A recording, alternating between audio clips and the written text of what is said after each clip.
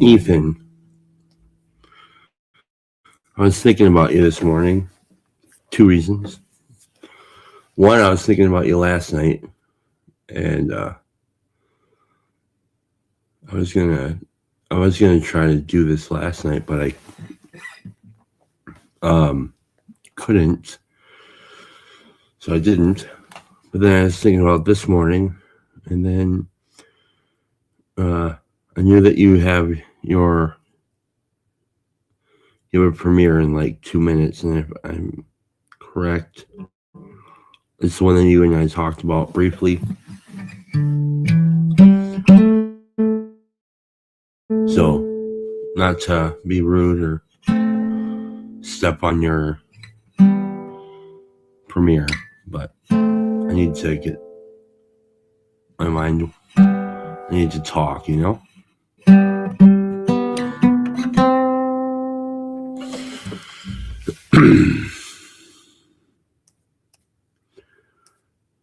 So, but if you could do me a favor and tell me if that link is in YouTube or not. I know that Howard was having some difficulties getting it to how Chris Howard was having difficulties getting the link to stick in YouTube. So I was wondering if you could tell me if it's in the comments or not. Sweet, thanks.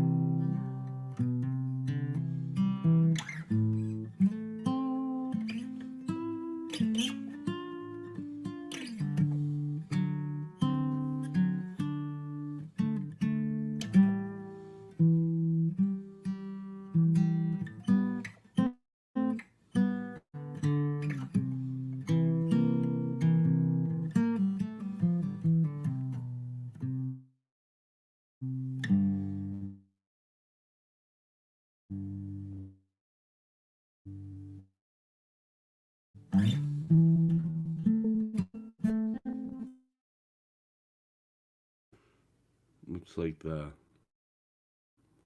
video either stopped or buffered.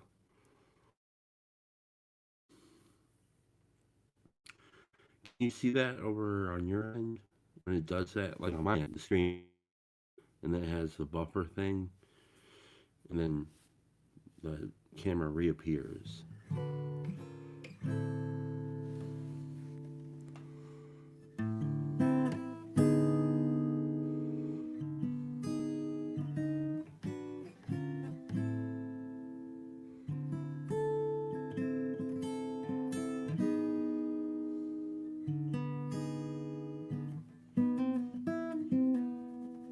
Yeah, all right.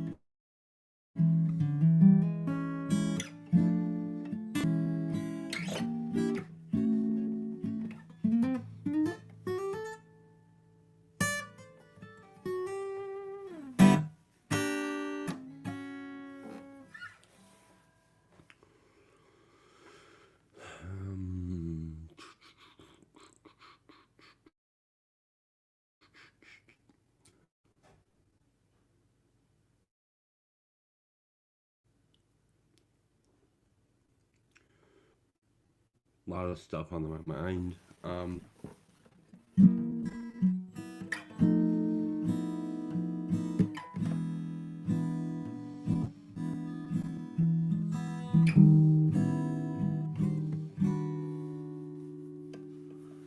lot of stuff on my mind.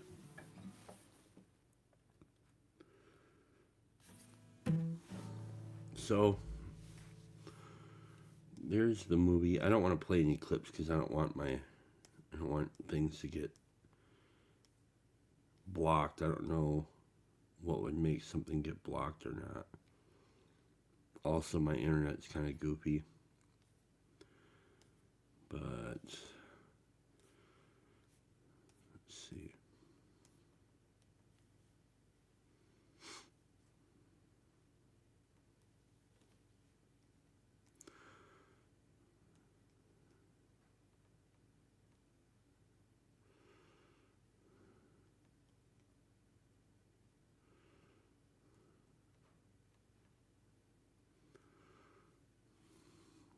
So there's this movie from 1976, satirical film directed by Sidney Lumet and written by Paddy Chayefsky, which I should look that guy up, see what. Excuse me. What's his story? American playwright and screenwriter. Died in 81. Born in 23. Wow. Excuse me.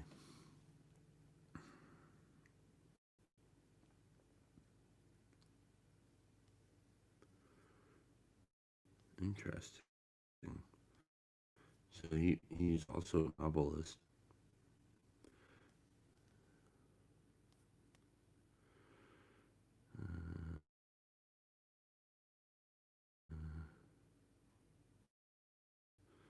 He's one of the most renowned dramatists, golden age of television.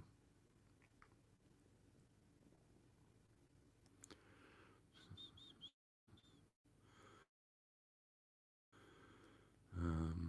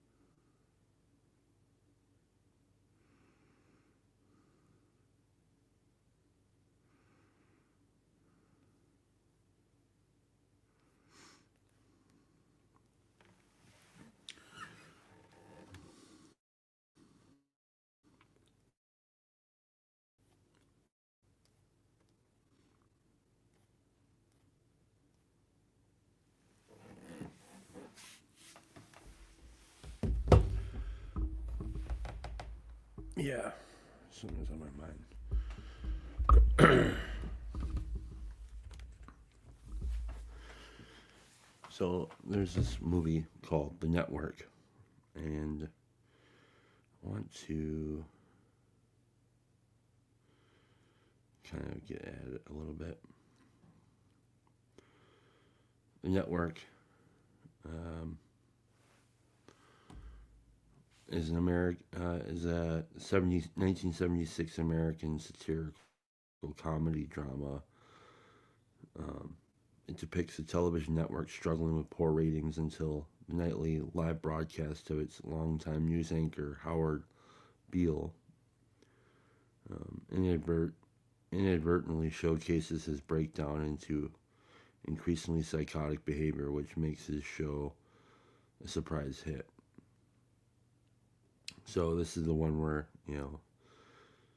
the famous scene where the guy's like, "I'm mad as hell and I'm not going to take it," and then maybe I don't know, maybe I could try to.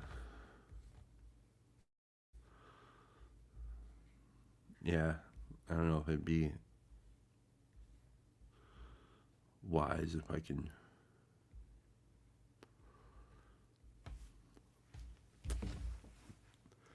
run any clips of it. Um,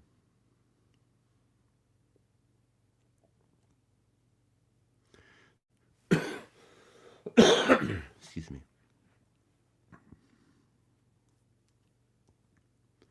Plot.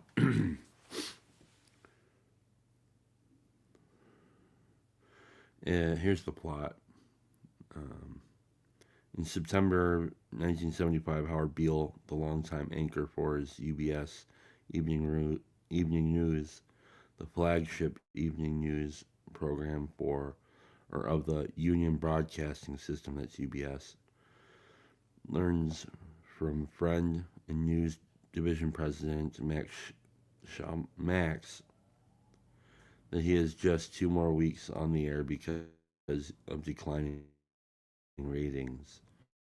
Following that, Beale announces to his audience that he will end his own life on next Tuesday's newscast. UBS tries to immediately fire Beale, but Max intervenes so that he can have a dignified farewell. Beale promised to apologize for his outburst, but once on the air, he launches into a rant about being bullshit, about life being bullshit. Beale's outburst causes ratings to spike, and much to uh, Chalmers' dismay, UBS executives decide to exploit the situation. And when Beale's ratings soon top out, programming chief Diana reaches out to Max with an offer to help develop the Beale show. He declines the professional proposal but accepts her more personal pitch. The two begin an affair. Okay, so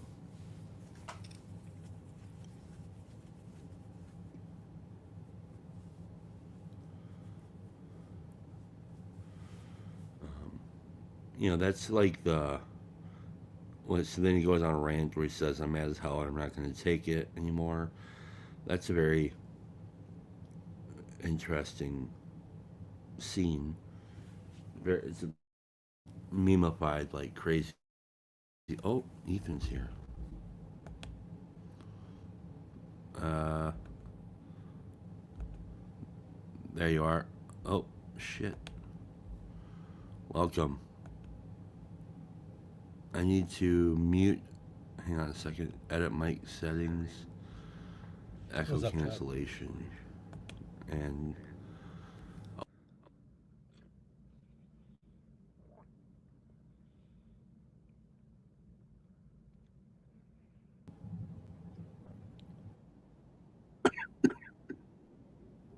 have we talked at all? Hello? Testing? Oh, I know why. Uh, Weird.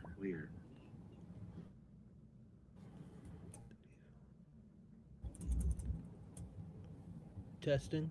Can you hear me? No. What the-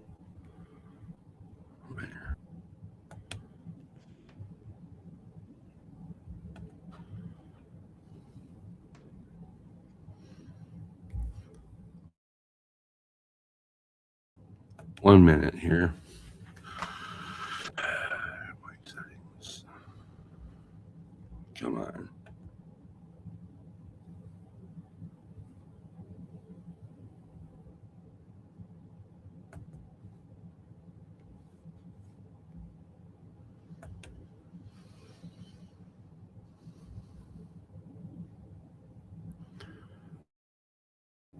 I don't know what's happening.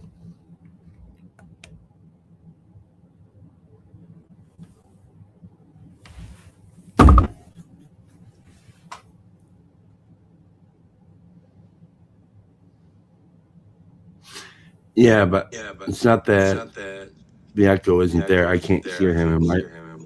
Hello, hello. Oh, can you there's hear an me now? echo. Yeah, I can hear you. Okay, maybe I don't know. My MacBook wasn't. It's probably. And now I hear an echo. Oh, I know why.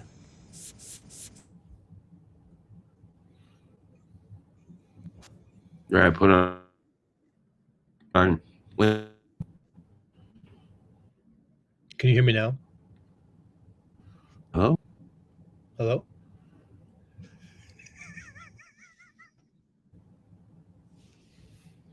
Yeah. I put on your echo cancellation now. And I don't know if there's a weird lag too. Okay.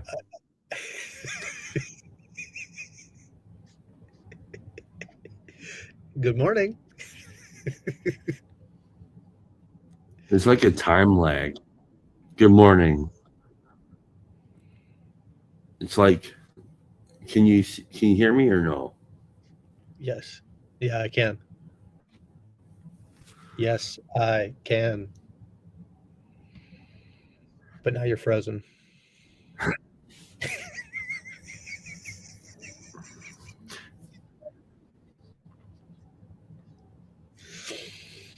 Hmm. I feel like I should just get off and let you play guitar.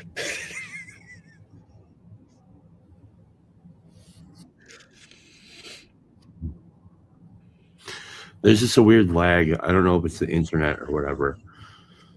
So, like, it's like 3 or 4 second lag, and it's kind of annoying.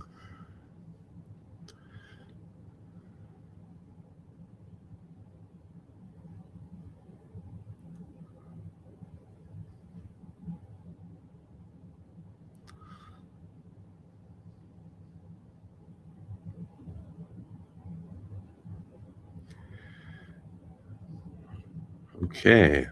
Well, I don't know what's happening. I've been on for 20 minutes. Crying out loud.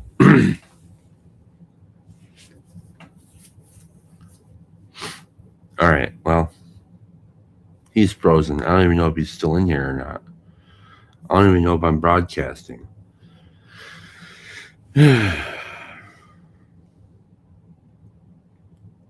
Anyhow.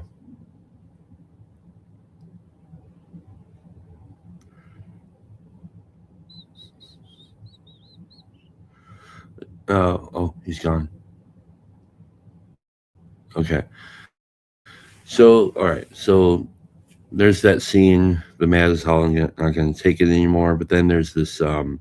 He ends up becoming like, kind of like this voice for the people. Like, it's not just that he like took took a shit and like was like and like lost his shit on air. That's not just it. It's like I think what he said was resonating with people, and it became a very popular show or news thing.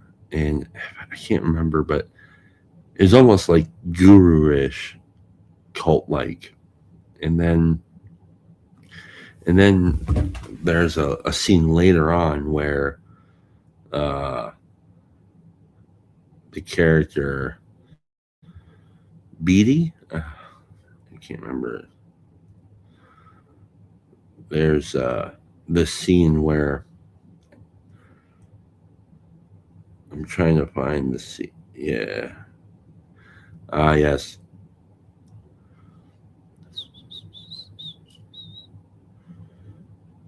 A chairman, Arthur Jensen, arranges to meet with Beale, describing the interrelatedness of participants in the international economy and the illusory nature of nationality distinctions. Jensen scolds Beale and persuades him to abandon his message and bring up. So he basically ends up, and I think that scene is the most powerful scene in the movie. That's the scene where I don't know what's up with my internet, but I'm trying to cast the Ned Beatty. Yeah, the Ned Beatty scene is awesome. And if you get a chance, go watch that scene. Um,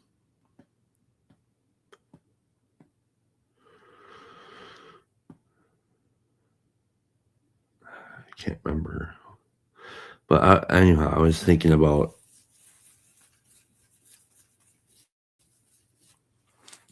kind of like the network of today. What is the networks? It's like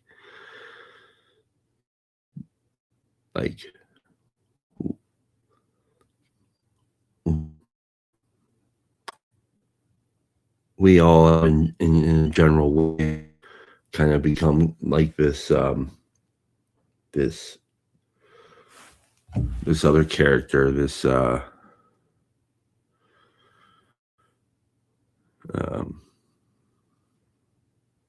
I can't remember the guys, like the main character. We've all become kind of like that guy, where each of us has like a UBS in what is it called? System is like YouTube itself, and um, and we're all like that character who's saying that I'm mad as hell and I'm not going to take it. And then the Ned Beatty character who kind of co-ops, or who he like, that's the powers and principalities that are at work right now, or have been for a long time, essentially uh,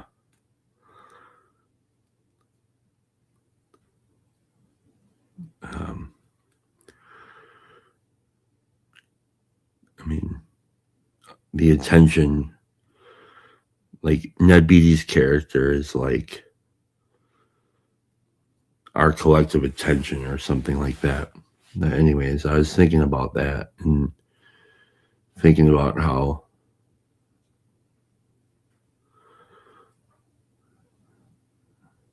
just kind of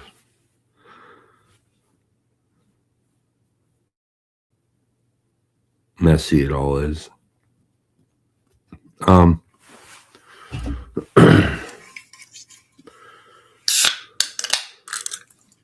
Maybe I need caffeine.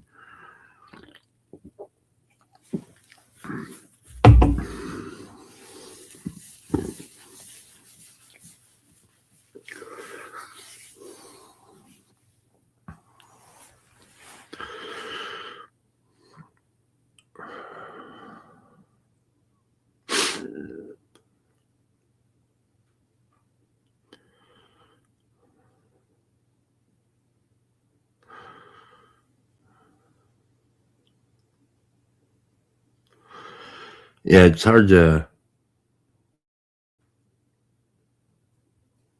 lay a lot of this stuff out for me right now. The things that are on my mind, because it's all over the place. Um,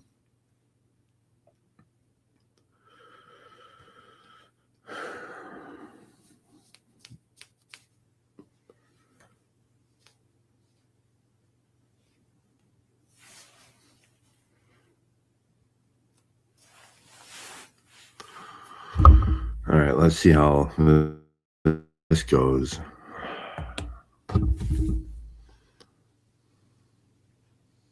Good?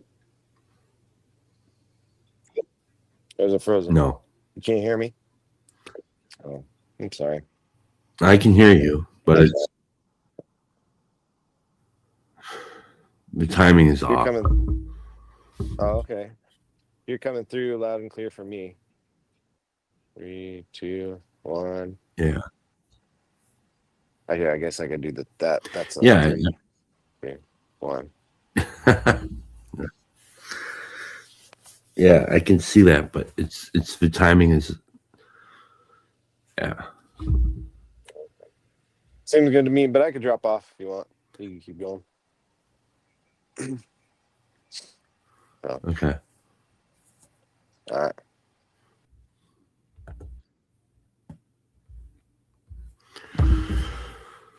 Well, this is a very successful stream, as you can see.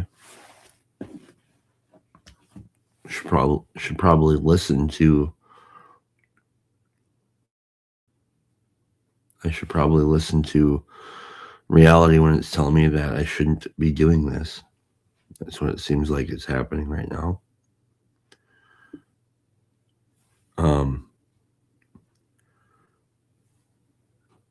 Yeah.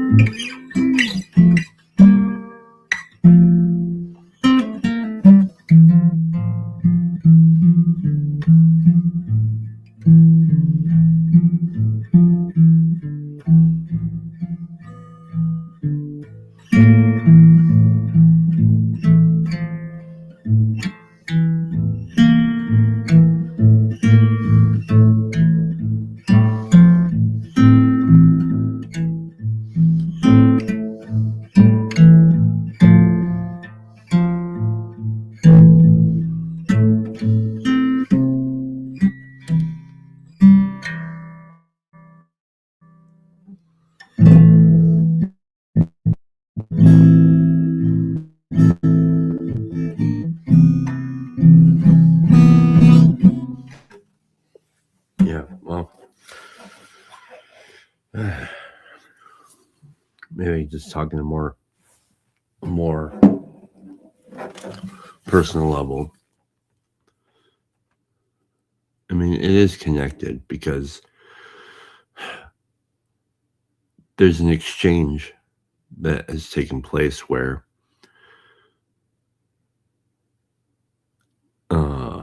I think I've spent enough time in the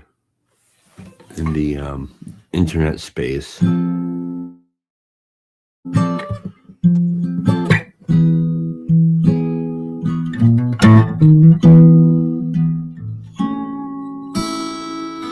And the scene wasn't the fact that a person had real grievance and it was then exploited by the network, or was there a different resonance?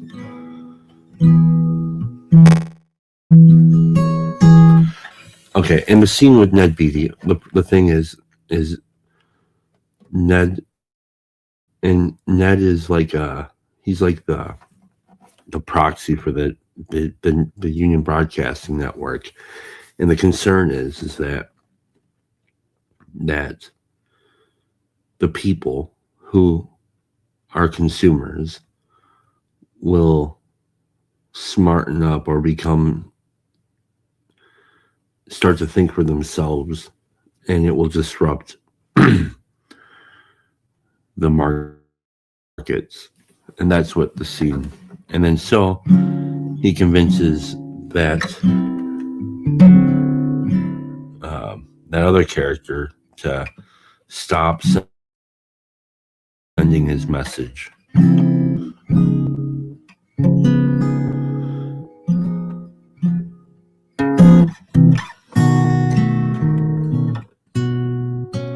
And I think sometimes like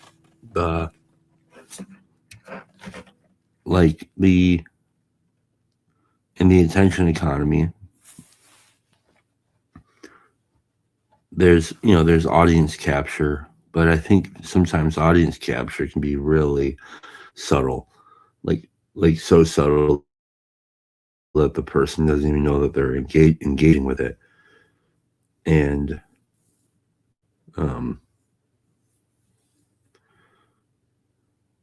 yeah.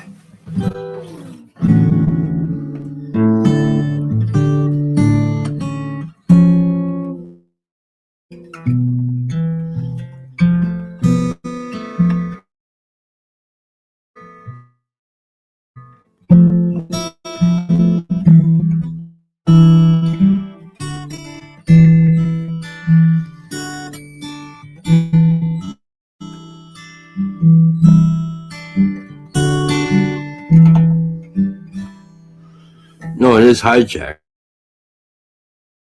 but it's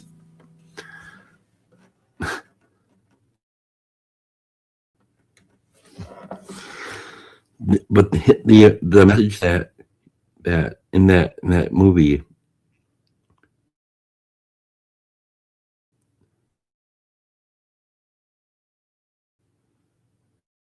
it's by that message being, yeah, my internet is complete shit right now. I don't understand.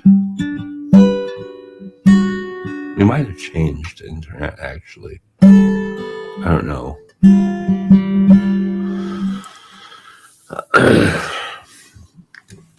All right, so yeah, I've spent enough time on the internet in online space that's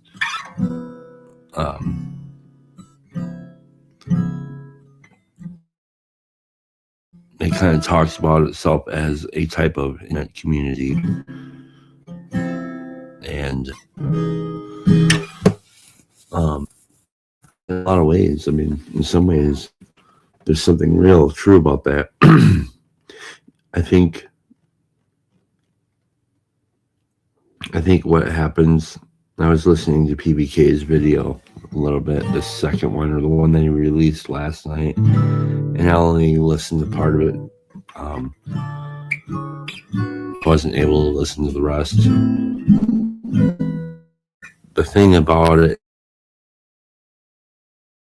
is,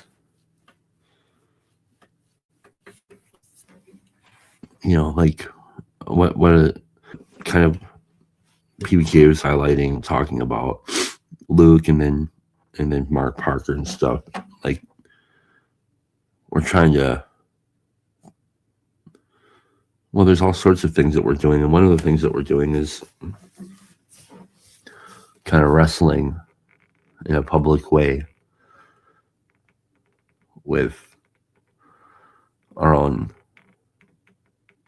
with some of our own personal issues. This is why some people call it, therapy or whatever. I don't think it is therapy. It's something else. Therapy is very different, I think. But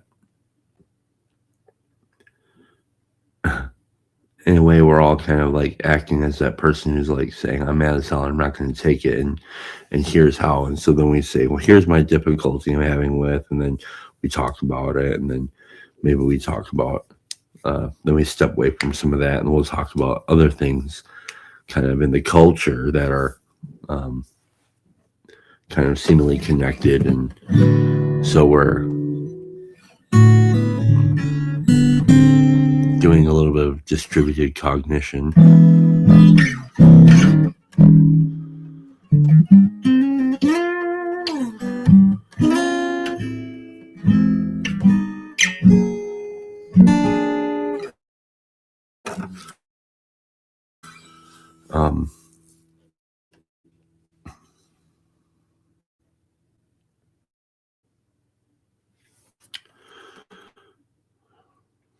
So, yeah, one thing I was doing recently, and I hope to continue to do it, I don't have anything on my mind right this week, but I have been using Substack to kind of write, work out some stuff, and I found it really helpful and an enjoyable thing to do. I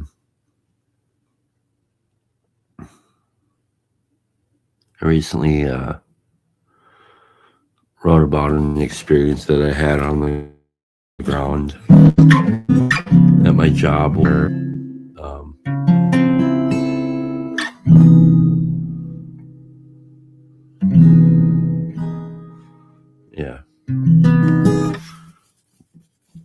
where the homeowner I was talking with, we're talking about parenting and stuff, and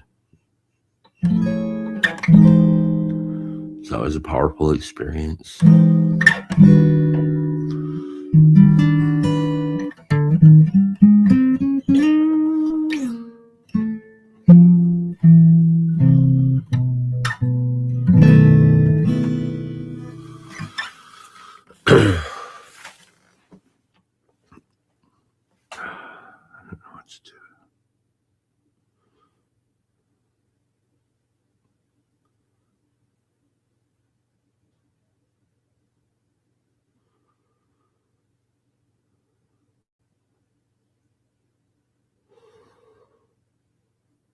So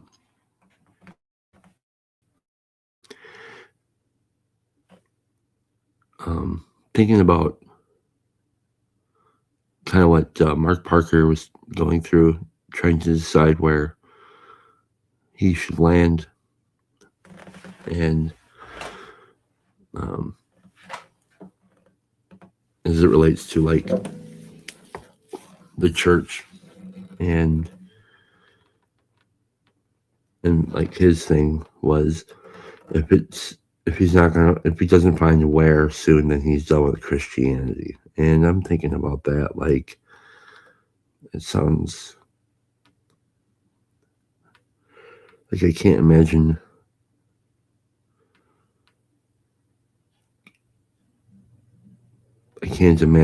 living a life where I'm going to be done with Christianity. Not that I'm very devout or anything, I just can't imagine. And so,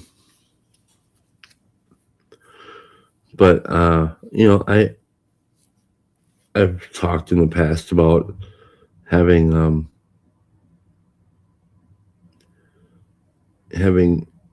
standing up at the church that we're at and at a meeting and addressing the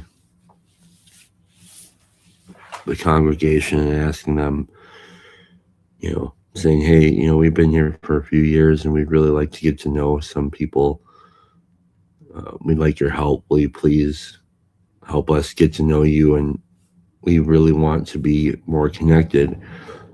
And having nobody respond to that. And that's a little, well, it's very disheartening. And I mean, it's not the closest church. There's, one more church, maybe two churches that are closer. There's like a Baptist church down the street that I don't think we'll attend. And then there's another Lutheran church that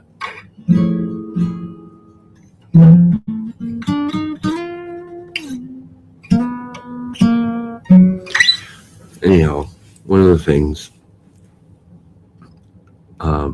last week, the week previous, so not last week, the previous week, Anne injured her back.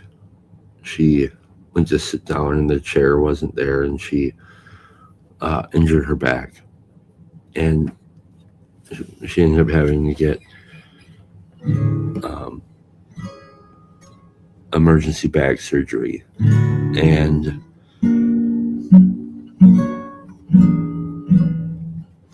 so to the point where she can't like lift anything for like the next 2 weeks, and she can walk and stuff right now. So she had the surgery on last Wednesday, and so she can walk, but she can't lift anything, and she can't drive. She has to be very careful, and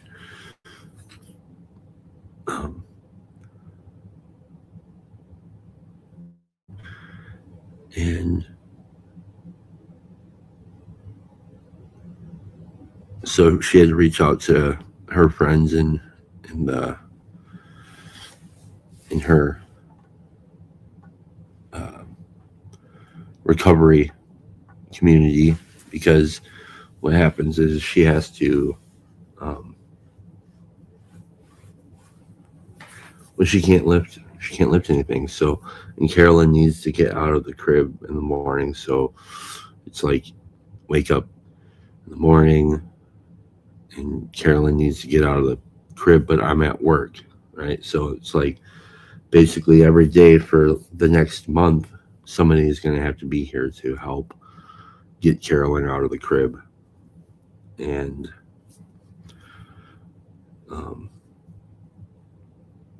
so she called her friends in her recovery network, and they, a lot of those women are going to help, and then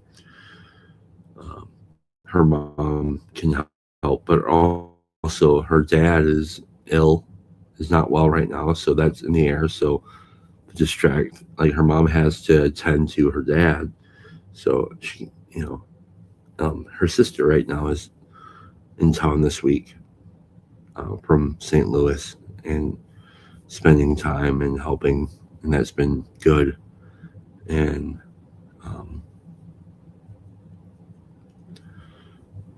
so that's been really good. But we talked to our pastor, and he said, yeah, somebody will call you. He said, let me get on this. So this was Wednesday or Thursday. He said, no, she had surgery on Tuesday. Yeah, she had surgery on Tuesday, and we came home Wednesday, which was Ash Wednesday. So we couldn't do Ash Wednesday because she was recovering. But we talked to our pastor that morning, and he said, okay, let me get some stuff going. And then eventually I got a text that somebody will call you Friday. So Friday came, and somebody from the church called, and they said, yeah, we're going on vacation, so we won't be able to get anything going until we come back next week. And is that okay? And I'm like, yeah, it's fine.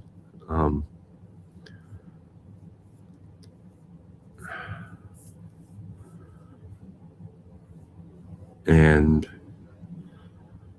then like the only people that came were people from Ann's recovery network, and then Ethan Cahy came and drove like 45 minutes out of his way to bring us a meal.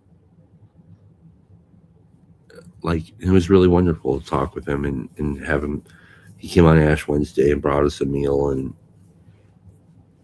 then that was amazing. And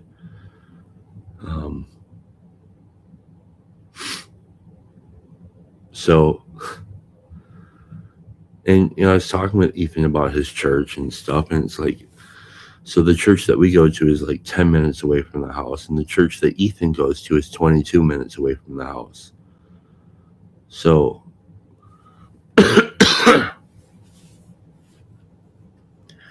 it has me considering doing something different.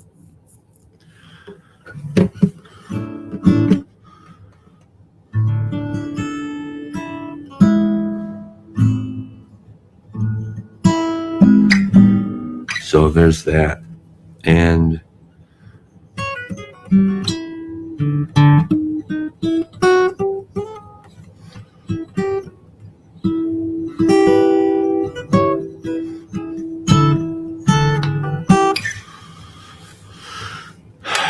so, and then Anne ended up calling. So Carolyn goes to like a little music class that we bring her to, and it helps her to be with other kids and stuff. And we sit in the class with her, or Anne does, because it happens during the day while I'm at work. But before, it was happening on Monday nights, so I can go with, and it was really cool. But the second class that we signed her up for was during the day on Mondays, and so Anne had to cancel because she obviously can't take her. And the lady that runs the school, like, she totally like was like, oh yeah, no problem. We'll figure it out. We can figure out. We can move it off to like the next, in summer or something. And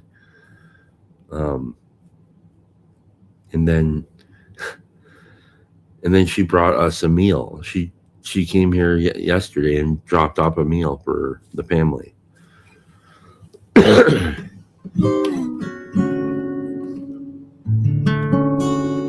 Or on Sunday morning, I think it was. She dropped off a meal. Really nice meal. Like, it was like a tomato-based pasta with meat, and then breadsticks, and then fresh brownies. Like, so it's like these people, they're really nice.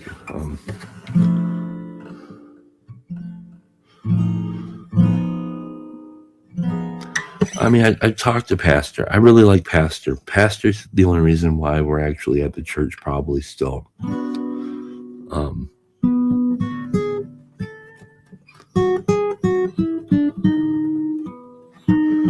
mean, I've had Pastor over here. I talked with him about the event when I stood up and was telling the church that we would like to get connected with you guys, and there was no response. And it's,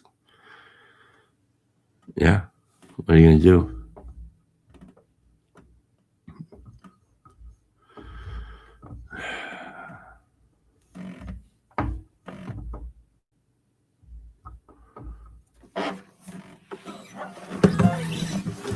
Anyways, this video is complete shit. It's fine though.